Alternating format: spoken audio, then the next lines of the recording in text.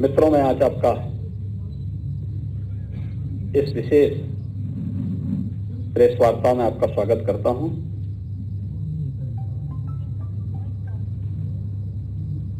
आज की प्रेस वार्ता मुख्य रूप से कल देश की संसद में माननीय वित्त मंत्री जी के द्वारा वर्ष 2023-24 के लिए जो बजट प्रस्तुत किया गया था, उस बजट से संबंधित कुछ हाइलाइट्स, जो बजट की विशेषताएं हैं, राज्य की जनता उससे कैसे लाभान्वित होने जा रही है, इन्हीं सब मुद्दों को लेकर के यह विशेष प्रेस वार्ता आज यहां पर मैंने आहूत की है। जैसा कि आप जानते हैं, कल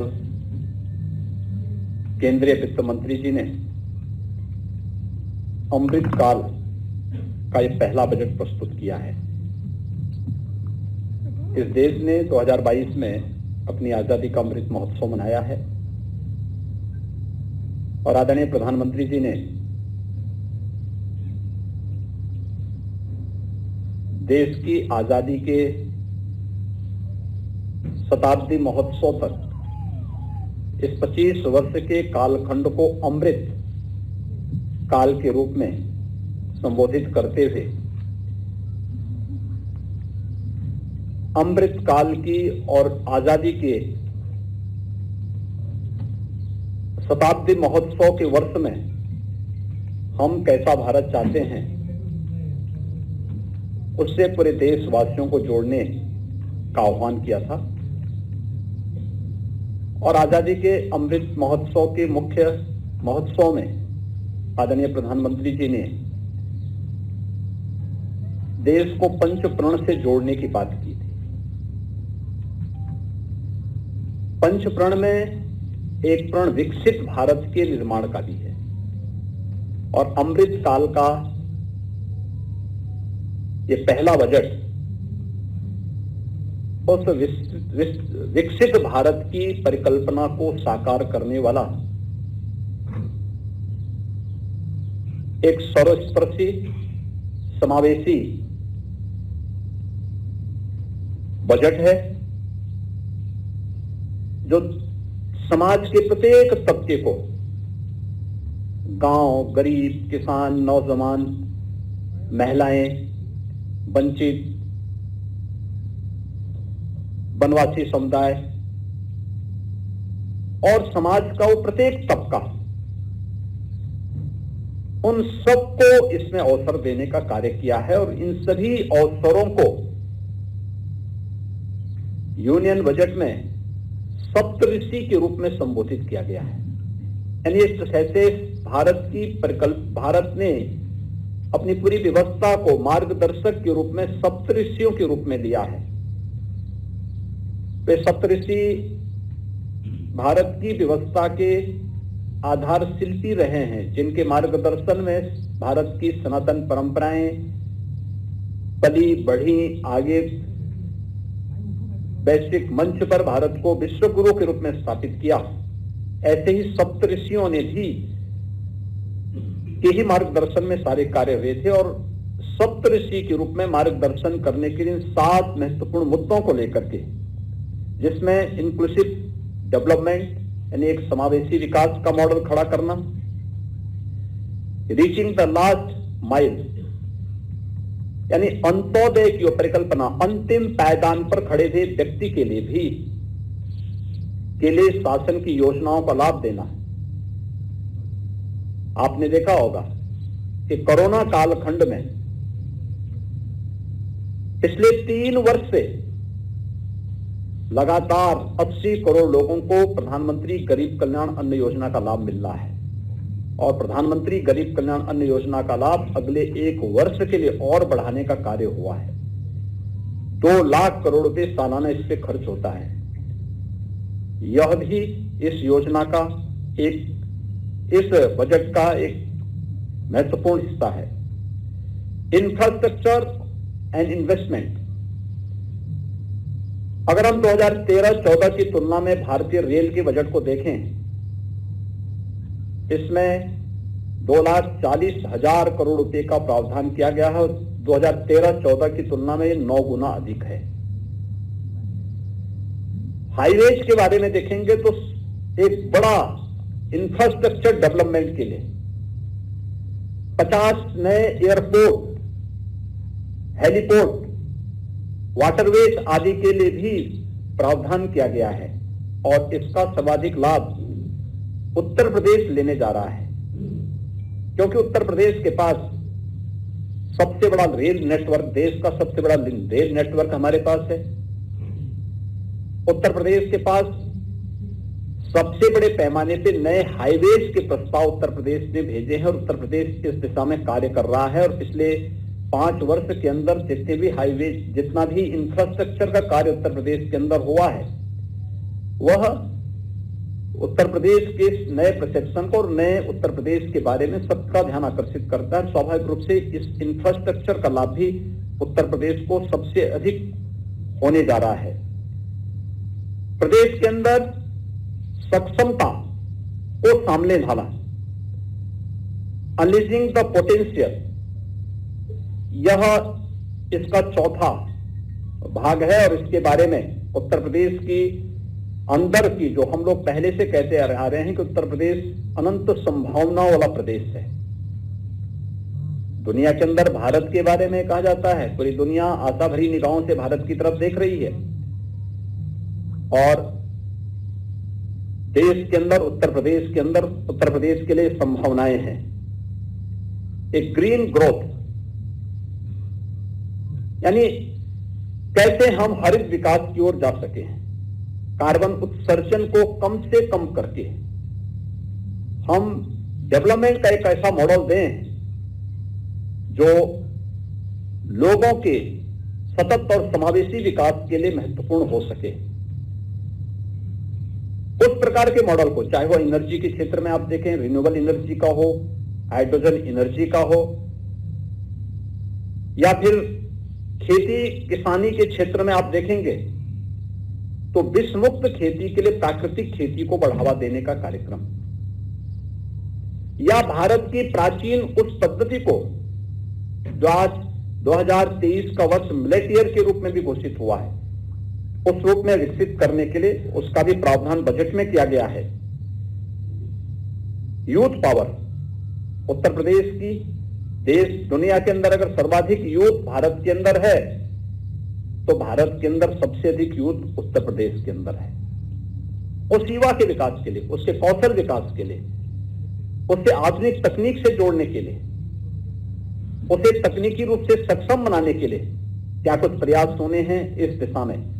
और वित्तीय समावेशन के क्षेत्र में, फाइनेंशियल सेक्टर में जो कुछ भी अन्य नए प्रयास हुए हैं, उन सभी 5-7 फोकस बिंदुओं को सप्तऋषि के रूप में, मार्गदर्शन के रूप में रख करके यूनियन बजट को कल केंद्रीय वित्त मंत्री जी ने देश की संसद में रखा है।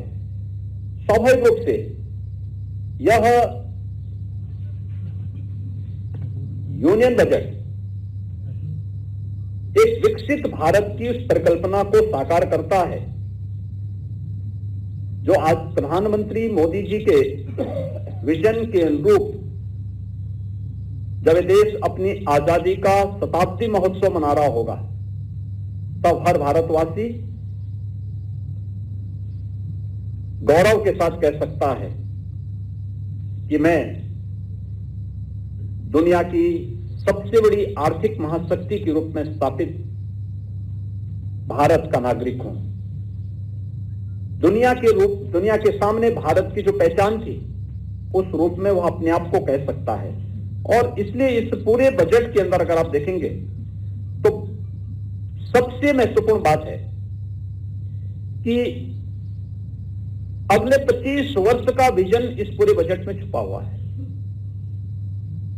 दूसरा, ईज ऑफ लिविंग को और आसान बनाना, इस दिशा में भी अच्छे प्रयास हुए, उस पर जोर देने का कार्य हुआ है। बजट में भारत की आर्थिक विकास दर को 7% तक पहुंचाने के लक्ष्य के साथ कार्य करना। आज के दिन पर भारत की विकास दर दुनिया के अंदर बड़े देशों में सबसे तेज गति से चलने वाली अर्थव्यवस्था के रूप में है।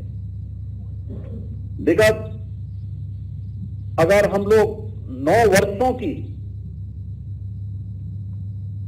इस गति को देखें तो भारत के अंदर पर कैपिटा इनकम दोगुने से अधिक हुई है। भारत दुनिया के अंदर सबसे बड़ी अर्थव्यवस्था के रूप में आगे बढ़ रहा है। आज भारत दुनिया की 5वीं बड़ी अर्थव्यवस्था के रूप में स्थापित हो चुका है। और यूनियन बजट में इन सभी बातों को ध्यान में रख करके कार्य किया गया है। अंत्योदय के लक्ष्य को ध्यान में रख करके प्रधानमंत्री गरीब कल्याण अन्न योजना का लाभ देश के अंदर अगर 80 करोड़ लोग ले रहे हैं तो उसका भी सर्वाधिक लाभ उत्तर प्रदेश के लोगों को मिल रहा है। इसमें 15 करोड़ लोग उत्तर प्रदेश के अंदर इस योजना के साथ जुड़े हुए हैं। प्रधानमंत्री आवास योजना, इसके बजट में काफी वृद्धि हुई है। पिछले 6 वर्षों के अंदर उत्तर प्रदेश को 45.5 लाख से अधिक प्रधानमंत्री आवास योजना के आवास उपलब्ध हुए हैं। और अभी हाल ही में उत्तर प्रदेश को प्रधानमंत्री आवास योजना के अंदर 10 लाख नए आवास उपलब्ध हुए हैं। और मेरा अनुमान है कि जो शेष 4 लाख लोग अभी तक इस आवास से वंचित थे, यूनियन बजट में उनके लिए भी आवास का प्रावधान हो गया है। उत्तर प्रदेश पूरी तरह से सैचुरेट होगा और प्रधानमंत्री आवास योजना का लाभ उत्तर प्रदेश के उस हर व्यक्ति को जो सिख सूची 2012 में उस सूची के अंदर था, वह हर व्यक्ति उत्तर प्रदेश के अंदर प्रधानमंत्री आवास योजना से पूरी तरह सैचुरेट हो जाएगा। इसमें भी काफी बड़ी योजना यानी लगभग 69,000 करोड़ रुपए का प्रस्ताव किया गया है। 66% की बढ़ोतरी केवल पीएम आवास योजना के अंतर्गत ईज ऑफ लिविंग के लक्ष्य को ध्यान में रख करके इस कार्यक्रम को आगे बढ़ाने का कार्य हुआ है। 25 करोड़ की आबादी देश की उत्तर प्रदेश में निवास करती है। पिछले बजट में 2014-15 का जो पहला बजट प्रस्तुत हुआ था, प्रधानमंत्री जी ने उस समय देश के सामने एक विजन रखा था हेल्थ इंफ्रास्ट्रक्चर के लिए। उत्तर प्रदेश को इसके तहत 28 मेडिकल कॉलेज उपलब्ध हुए।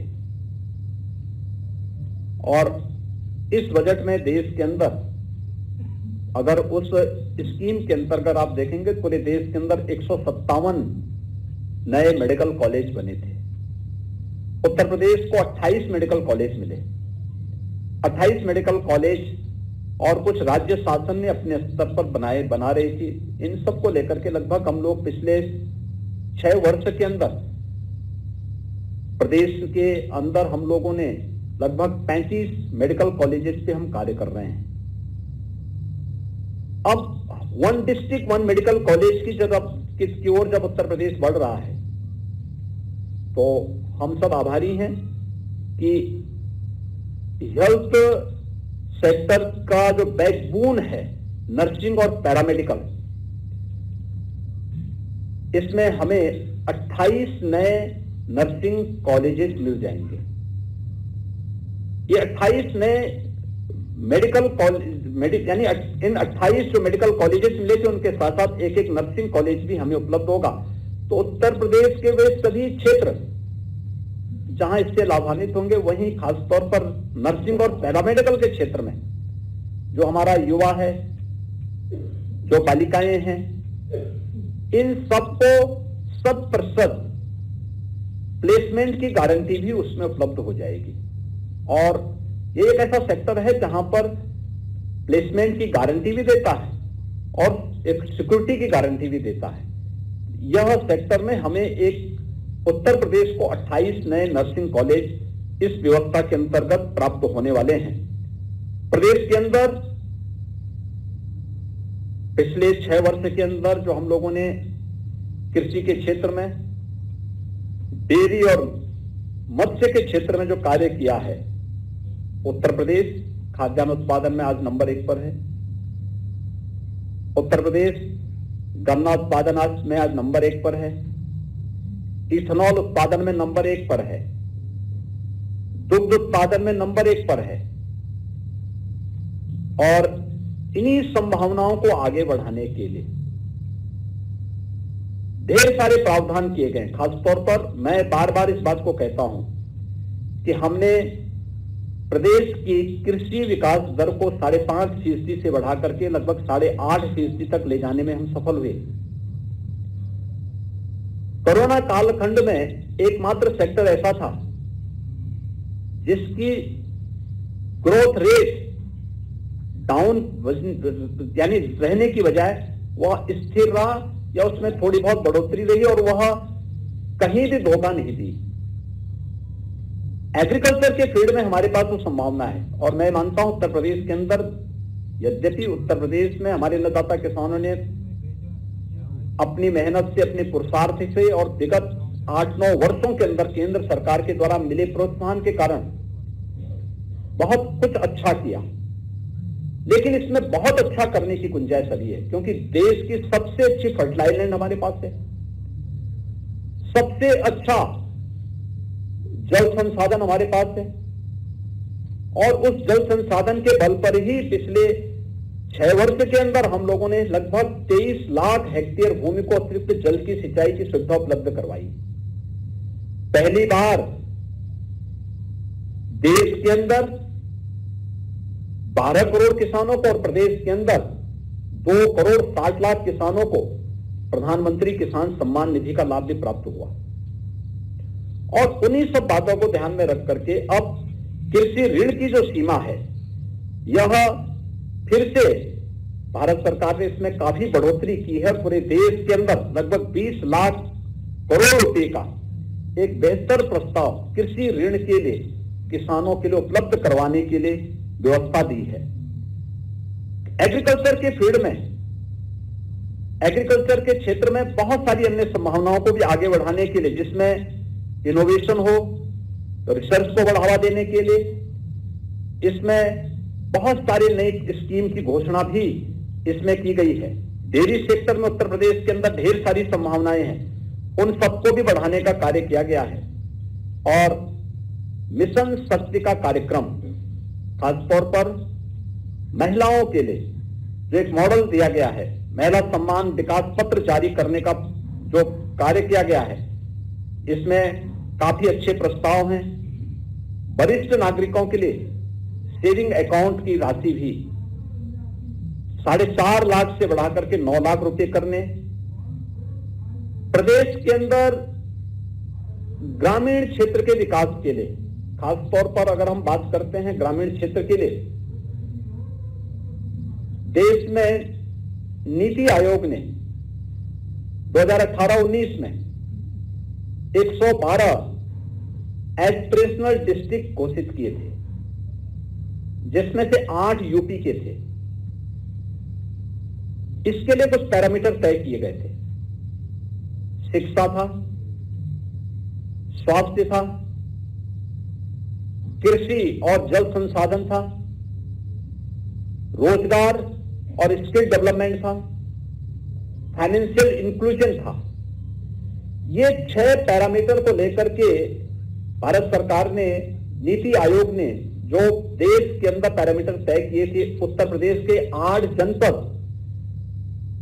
सभी की स्थिति बहुत खराब स्थिति में थी। और मुझे बताते हुए प्रसन्नता है कि पिछले 3 वर्ष के अंदर जो प्रयास प्रारंभ हुए, नीति आयोग ने और अन्य केंद्रीय संस्थाओं ने, मंत्रालयों ने इसमें स्टेट गवर्नमेंट को भरपूर मदद की। और आज मुझे बताते हुए प्रसन्नता है कि देश के अंदर इन सभी जो 112 एस्पिरेशनल डिस्ट्रिक्ट को एक सामान्य डिस्ट्रिक्ट के रूप में आगे बढ़ाने में, वहां विकास की इन सभी योजनाओं को प्रभावी ढंग से लागू करने के लिए जो सबसे अच्छे कार्य हुए हैं, देश के अंदर टॉप 10 में यूपी के 5 जनपद हैं, टॉप 20 में यूपी के सभी 20 जनपद हैं, जो सभी 8 के 8 जनपद टॉप 20 में आए हैं। और उन्हीं से प्रेरणा लेकर के आदरणीय प्रधानमंत्री जी के मार्गदर्शन में उत्तर प्रदेश सरकार ने उत्तर प्रदेश के अंदर 100 विकास खंड को एस्पिरेशनल विकास खंड, वही पैरामीटर हम लोगों ने चिन्हित किए थे नीति आयोग के मार्गदर्शन में, और उस पर कार्य करना प्रारंभ किया। और हमें प्रसन्नता है कि 500 विकास खंड देश के अंदर एस्पिरेशनल यानी आकांक्षात्मक विकास खंड के रूप में उन्हें आगे बढ़ाने का कार्य होगा। और उत्तर प्रदेश के 100 विकास खंड पे इस पे ऑलरेडी कार्य प्रारंभ भी हो चुका है और इसका लाभ भी उत्तर प्रदेश को मिलेगा। जिस दिन ये 100 विकास खंड सामान्य विकास खंड की तर्ज पर विकास की मुख्य धारा के साथ जुड़ेंगे, उत्तर प्रदेश के ग्रामीण क्षेत्र में आमूलचूल परिवर्तन होता हुआ दिखाई देगा। और यह इसकी भी व्यवस्था इसमें की गई है। प्रदेश के अंदर अन्य जो कार्यक्रम प्रारंभ होने हैं, जिसमें शिक्षा के क्षेत्र में खासतौर पर बच्चों के लिए, स्कूली शिक्षा के लिए, किशोरों के लिए नेशनल डिजिटल लाइब्रेरी की व्यवस्था और लाइब्रेरी स्थापित करने के लिए भी तमाम प्रकार के प्रावधान बजट में किए गए हैं। उसका लाभ भी उत्तर प्रदेश को प्राप्त होगा, क्योंकि अगर हम बेसिक एजुकेशन में ही देखेंगे तो शासन के द्वारा संचालित बेसिक शिक्षा के हमारे विद्यालयों में, हमारे पास बेसिक शिक्षा में 1,91,00,000 बच्चे हैं। माध्यमिक में इसी प्रकार से काफी बड़ी संख्या, 56 लाख से अधिक तो केवल हमारे बोर्ड की परीक्षाओं में बच्चे बैठ रहे हैं, हाई स्कूल और इंटरमीडिएट बोर्ड में। हायर एजुकेशन में भी एक बड़ी संख्या यूपी के अंदर है। और हायर एजुकेशन से जुड़े हुए 2 करोड़ बच्चों को वर्तमान में हम लोग तकनीकी दृष्टि से सक्षम बनाने के लिए टैबलेट और स्मार्टफोन का वितरण भी हम उनका कर रहे हैं। तो स्वाभाविक रूप से इसका लाभ, नेशनल डिजिटल लाइब्रेरी का लाभ भी उत्तर प्रदेश के बच्चों को काफी बड़े पैमाने पर प्राप्त होगा। प्रदेश के अंदर सीवर सफाई का कार्य ये अब मैनुअली न हो, बल्कि 100% मशीनीकृत हो, मशीनों से हो। बड़े पैमाने पर इसमें मौतें होती थी। बहुत बार लापरवाही के कारण बहुत सारे लोगों को अपनी जान गंवानी होती थी। यह एक स्वागत योग्य कदम है और सफाई कर्मियों की सुरक्षा के लिए एक कवच का काम करेगा।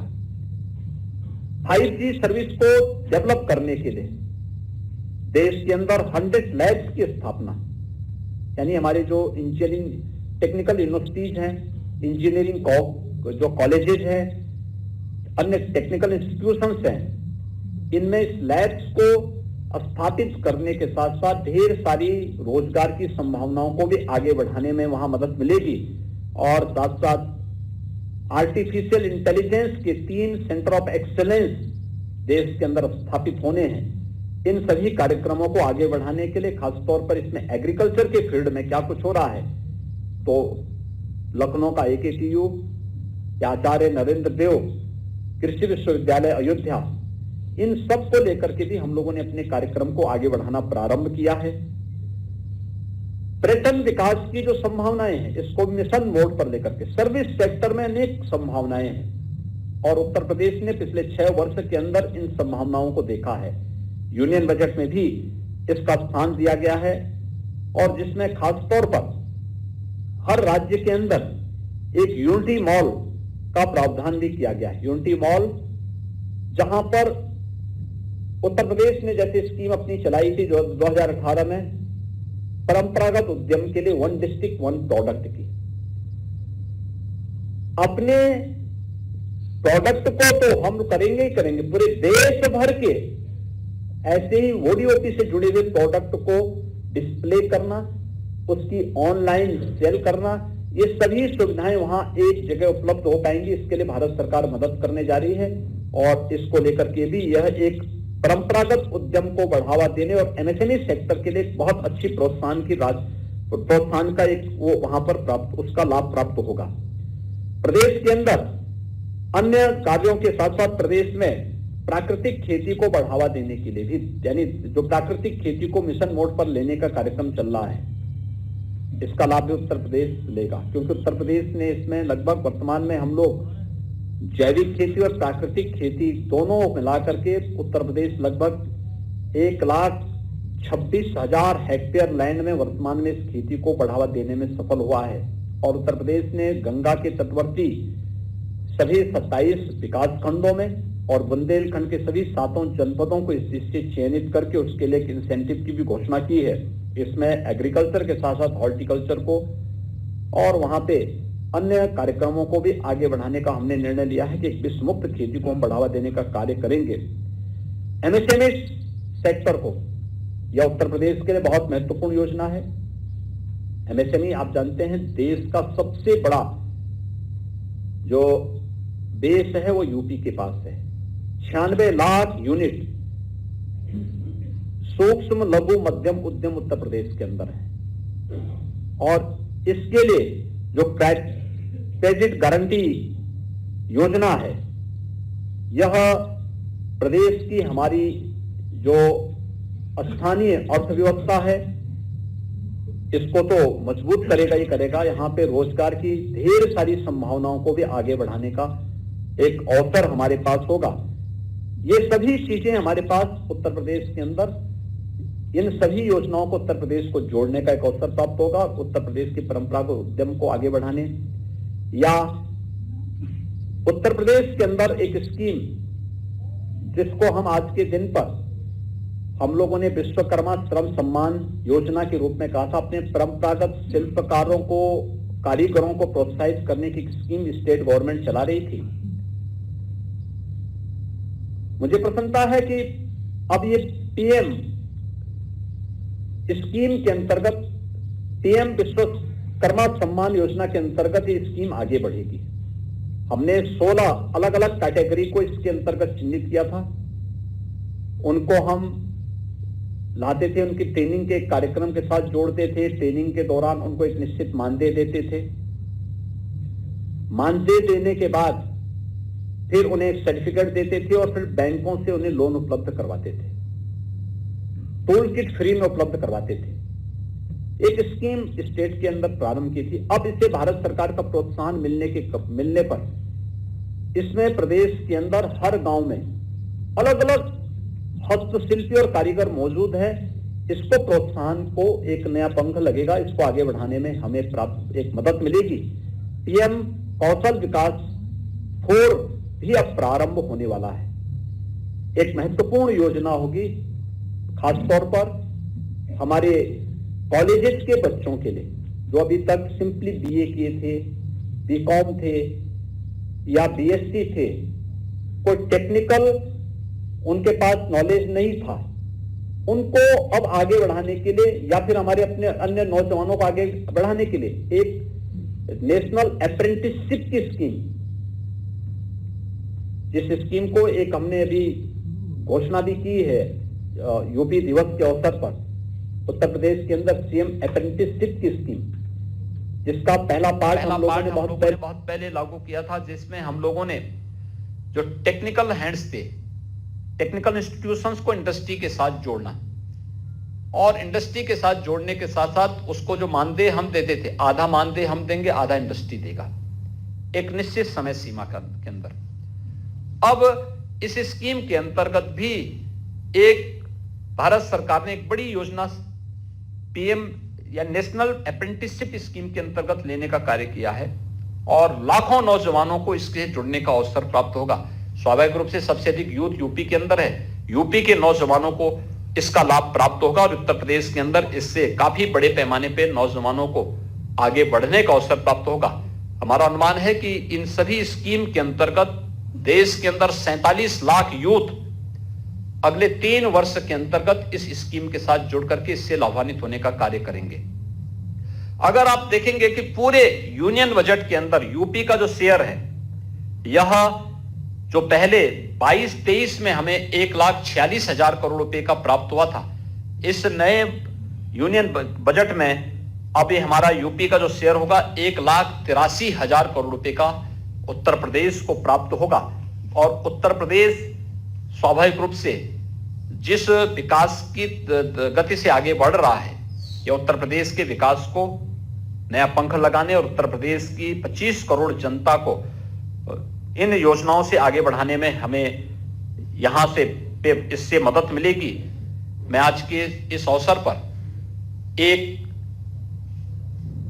सर्वस्पर्शी, समावेशी और विकसित भारत की नींव डालने वाले बजट के लिए आदरणीय प्रधानमंत्री जी का और केंद्रीय वित्त मंत्री जी का हृदय से अभिनंदन करता हूं। और मुझे विश्वास है कि यह नए भारत का और एक विकसित भारत की जो परिकल्पना पंचप्रण में प्रधानमंत्री जी ने आजादी के अमृत महोत्सव के कार्यक्रम में देशवासियों को जो संकल्प के साथ जोड़ा था, उस संकल्प के साथ जुड़ते हुए हर भारतवासी और हर प्रदेशवासी उस विकसित भारत की परिकल्पना को साकार करने के लिए अपने अपने क्षेत्र में काम करना प्रारंभ करेगा, तो इस सचमुच यह बजट उन सभी आशा और आकांक्षाओं को एक नया पंख देने का कार्य भी करेगा। मैं इस अवसर पर एक बार फिर से एक लोक कल्याणकारी और समर्थ भारत की परिकल्पना को साकार करने वाले बजट के लिए आदरणीय प्रधानमंत्री जी का और एक जो मध्यम वर्ग के लिए जो अक्सर आती थी टैक्स, इनकम टैक्स की जो रिबेट की सीमा है वह 5 लाख से बढ़ा के 7 लाख करना, काफी बड़े पैमाने पे इसकी लोगों ने तारीफ की है, इसकी काफी सराहना हुई है। मध्यम वर्ग को भी इससे काफी लाभ मिला है। तो हर एक तबके को ध्यान में रख करके, जो मैंने पहले कहा कि सर्वस्पर्शी भी है और समावेशी भी है, लोक कल्याण को ध्यान में रख करके लेकिन एक विकसित भारत की परिकल्पना को साकार करने वाला बजट है। इसके लिए मैं आदरणीय प्रधानमंत्री जी और केंद्रीय वित्त मंत्री जी का हृदय से अभिनंदन करता हूं और प्रदेशवासियों की ओर से आभार भी व्यक्त करता हूं। धन्यवाद जी।